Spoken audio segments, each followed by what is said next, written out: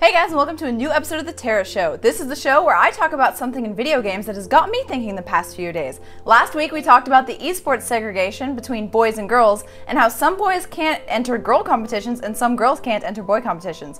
Pretty weird, right? Don't you think esports shouldn't do that kind of thing? Well, you guys had a lot of opinions on the matter. OllieRx had this to say. What's really hilarious about this is that some people try to damage control by comparing esports to actual sports, i.e. baseball, basketball, football, hockey, etc. Realizing that there's athleticism and physicality in those kinds of sports, so in those cases, segregating men and women is completely understandable. In esports, all you gotta do is press buttons on a controller or a keyboard and mouse. I think we can pretty much all be in agreement on that statement. I mean, there's totally a difference between men and women. And we gotta keep our women safe, our tiny, fragile women, oh my god. We don't want them to get tackled, right? But when it's video games, that's like saying that women are too stupid or just can't get up to par with men. Shootman Fu possibly felt like I shouldn't be the one talking about sexism. He said, "There's some sort of weird twisted irony in having an attractive, well-endowed female showing off cleavage talking about sexism in the industry/culture.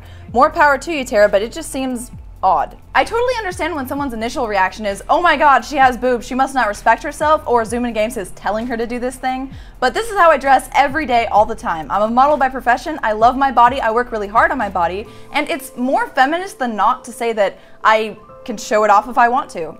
Just because I'm comfortable with my sexuality doesn't mean that I can't talk about equality with women and men. Men can go around being shirtless and buff, why can't I show off what I have? Also, just because I'm sexual in nature doesn't mean that I'm not intelligent and don't have opinions. And lastly, CanFX358 said, "I'm a guy and I totally agree. Why should women be left out? I personally think that guys are afraid of getting their asses kicked, but I don't mind getting my butt kicked by a girl or a guy. It makes no difference." I totally agree. I've had a bunch of times where people get super frustrated when I beat them in StarCraft or Magic or something else competitive, and they're just like visually frustrated that they lost to a girl. Because they stereotyped me, and they thought that I was gonna be bad, or they think that them losing to me means that they're bad. Which might be the case, but not because I'm a woman. Alright, let's jump into this week's topic of The Tara Show. While it is summer and a lot of you are going away on holiday, I thought it would be awesome to give you guys tips about the video games and other things that you guys should do while you're away.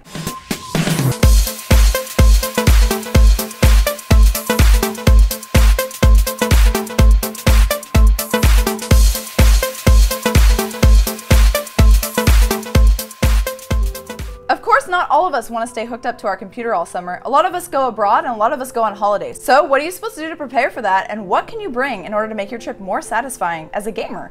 When traveling, it's best to bring a handheld with a long battery life. Even though tablets and smartphones are pretty good, they're going to start draining battery fast once you open a game. They're not meant for that.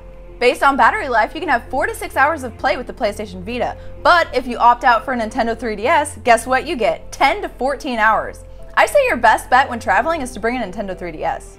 Okay, so let's say you listened to my tip and you brought your Nintendo 3DS. Now, what games should you bring? Should you bring casual, hardcore games, or something that gives you the full experience? I think you need a lot of stuff to explore and adventure when you're on like 12-hour flights and stuff like that. Or just laying on a yacht in the middle of the Caribbean.